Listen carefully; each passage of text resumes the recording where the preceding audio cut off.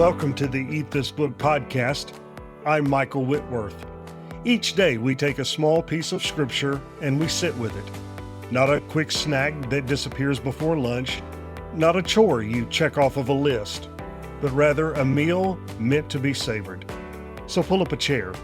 Let's eat. In the ancient world, a king's signet ring was more than jewelry. It was his identity in miniature. When a king pressed his ring into hot wax on a document, the seal carried his authority across any distance. A governor in a far province who had never seen the king's face could hold the sealed letter and know, this is from him. The impression in the wax was not the ring, but it bore the ring's exact image. Every line, every contour, every detail reproduced perfectly. To see the seal was, in every way that mattered, to see the king. The writer of Hebrews reaches for that image and presses it into the identity of the Son. We're still inside the opening sentence of this letter, and the layers keep building. The Son is God's final word. He is heir of all things. He is the agent of creation. He is the radiance of God's glory. And now, he is the exact imprint of his nature. The Greek word translated exact imprint is charaktēr, the word from which we get character in English. But in the first century, it didn't mean personality or temperament. It was a technical term for metalwork and minting. The charaktēr was the mark a die stamped onto a coin, or the impression a signet ring left in wax. It meant an exact reproduction, not a rough likeness, not an approximation, but a perfect transfer of image from one medium to another. And the thing being reproduced? The Greek word is hypostasis. God's underlying nature, his essential being, the bedrock reality of who he is. Later theologians would spend centuries working out the implications of that word, but the writer of Hebrews uses it almost casually, as though stating something obvious. The Son reproduces God's essence the way a seal reproduces the ring. Last episode, we heard that the Son is the radiance of God's glory, light streaming outward from the source. This phrase complements that image from a different angle. Radiance tells you about glory in motion, God reaching towards you. The exact imprint tells you about identity preserved. What reaches you is not a diluted version of God, but his nature carried forward without loss. Think of it this way. Radiance might leave you wondering, is the light really the same as the source? Does something get lost in transmission? The writer anticipates that question. Nothing is lost. The Son doesn't resemble God the way a portrait resembles a subject, capturing the general features but missing the living person behind the eyes. He is the charaktēr, the precise impression. Every contour of the divine nature is reproduced in him. This would have landed with particular force on the letter's first audience. Jewish theology held fiercely to God's uniqueness. No image could capture him. No idol could represent him. The second commandment forbade it. When Israel tried to make a golden calf at Sinai, the result was catastrophe. The prophets mocked the nations for carving gods out of wood and stone. You cannot make an image of the living God. And yet here stands the writer of Hebrews saying, there is an exact image of God.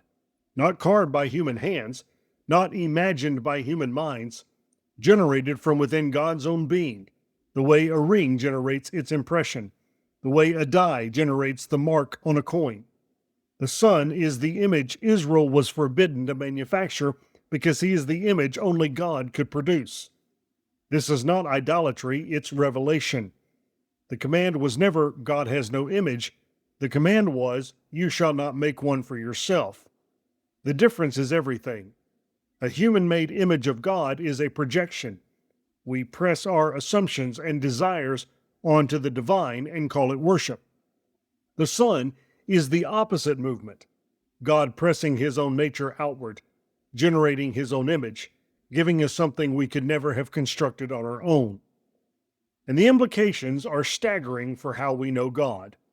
Every religion, every philosophy, every late-night conversation about the meaning of life eventually runs into the same wall. What is God actually like? Is he angry or merciful, distant or intimate, demanding or generous? we project, we speculate, we argue. Hebrews cuts through all of it. You want to know what God is like? Look at the sun. Not as a clue, not as a hint, not as one perspective among many, but as the exact imprint. The precision of that word leaves no room for hedging. If the sun forgives, God forgives. If the sun weeps, something in the divine nature weeps. If the Son lays down his life, the very essence of God is self-giving love. You don't have to guess anymore. The seal has been pressed. The image is clear. Here's what I think we should savor from this passage. First, the Son is not an approximation. We live in a world of copies and translations, screenshots of screenshots, summaries of summaries, each one losing resolution. The charaktēr loses nothing. The Son doesn't give you the gist of God. He gives you God's nature rendered in a life, every detail intact. Second, God produced his own image. This wasn't a human project. No committee designed it. No theologian theorized it into existence. The exact imprint comes from within God himself. The ring pressing into the wax, the die striking the coin. The Son is God's self-portrait, and it looks nothing like the images we would have manufactured on our own. It looks like a man washing feet and dying on a cross.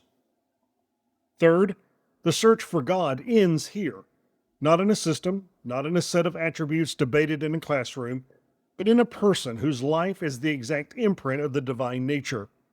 Hebrews isn't asking you to believe harder, it's asking you to look more carefully. If you've spent years trying to figure out what God is like, reading books, listening to arguments, sifting through contradictory claims, this phrase offers you a place to land. The Son is the exact imprint. Start there. Let the Gospels fill in what theology has left abstract, and measure every portrait of God against the one God pressed himself. If you carry an image of God that frightens you, a God who is perpetually disappointed, keeping score, waiting for you to fail, hold that image up against the Son. Does it match the charaktēr? The Son touched lepers. He defended the accused. He ate with people the religious establishment had written off. If your image of God doesn't look like that, it isn't the imprint, it's the projection. If you've given up on knowing God at all, if the whole question feels too big, too unknowable, too far above your pay grade, Hebrews brings it within reach. You don't have to scale the wall of divine mystery with your intellect. The imprint has come to you. A person, not a puzzle. A face, not an abstraction. If you're in ministry or teaching and feel the weight of representing God to others, this verse is both a comfort and a corrective. You are not the imprint. The Son is. Your job is to point to the charaktēr, not to be it. That frees you from the impossible burden of getting God perfectly right in every sermon and every conversation. Just point to the Son. He carries the image. If you've been told that God is fundamentally unknowable, that the best we can do is to guess and hope, Hebrews disagrees respectfully but firmly. The divine nature has been stamped into human history. The wax has received the ring. You can hold it in your hands, examine it, trace its lines. The Son is not a barrier between you and the mystery of God. He is the mystery made legible. Next time on Eat This Book, what's holding everything together right now? Hebrews says it's not force or fate, but a voice. The Son is carrying the universe by the word of his power. Join me again in Hebrews 1 as we discover what that means for a world that feels like it's coming apart. Thanks for eating with me. Until next time, may the Word dwell in you richly.